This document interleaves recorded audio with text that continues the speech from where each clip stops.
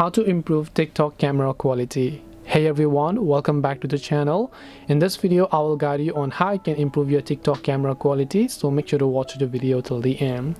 To improve your TikTok camera quality, first of all I would recommend you open your own camera app on your device and then just customize a few settings. So go to your camera app settings depending upon the type of phone you use, and you should be able to see a few settings that works best. So just make sure that you use the best and the maximum settings possible.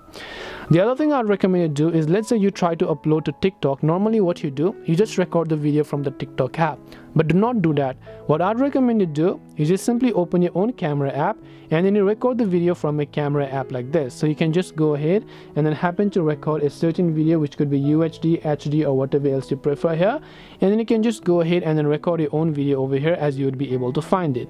And then after you're done, just tap the done option.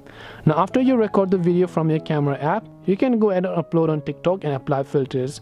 That way your camera quality is going to get much more improved in this case. Now tap on upload, select the photo that we recorded earlier here, and once you select that, tap on next.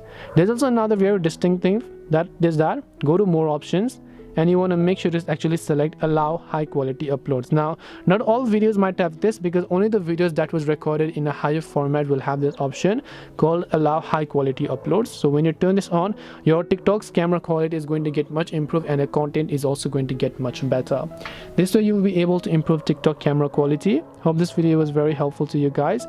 If it did help you, then make sure to leave a like and subscribe to our channel. If you have got any more questions, then feel free to leave them down below. Thank you for watching and see you in the next video.